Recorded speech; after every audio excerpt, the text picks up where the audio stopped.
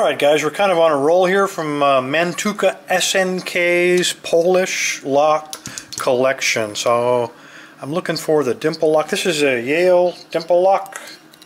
I saw it during the intro. There's what your pinning looks like. We can get a focus. There we go.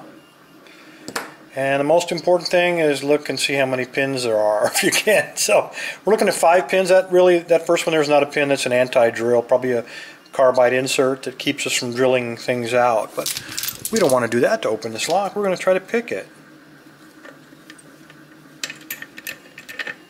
Hopefully. Alright, what kind of tricks do we have with Dimple locks? Well, let me get over here and zoom in just a little bit so you can see what I'm doing. The first thing we want to do is find a good way to tension it. And the way I tension it is I just use my standard tension wrenches, but you got to be careful, and let me show you why.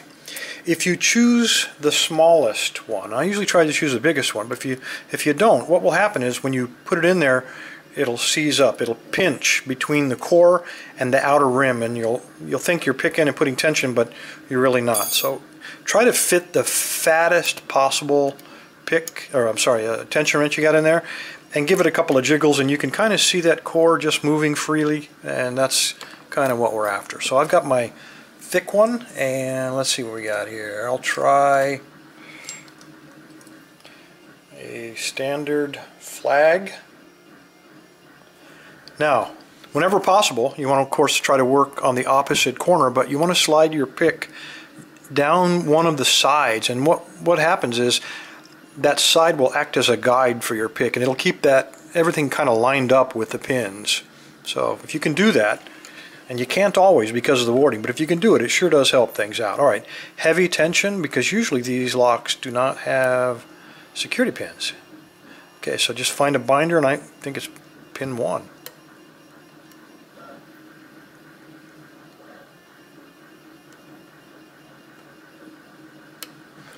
I said it was 1. Let me try that again. Yeah, feels like 1. Okay, keep looking for another binder. This is like pin 4. Gotta click out of him. And that's it. Alright, back out. Start from the front again. Okay, pin 3 is a binder now. Gotta click on him. That was 4. I got a false set going. That's kind of weird. Okay, so maybe there are security pins. See if we can find that pin that gives us feedback.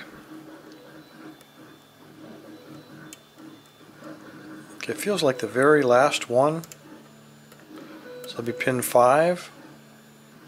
And you see he's giving us counter rotation there. So he's probably a spool. Okay, we got, oh, maybe not. Thought I had him. Oh, that did. We got a deeper fault set. We don't have a pick though, so must be somebody else hanging up. Let's go find him.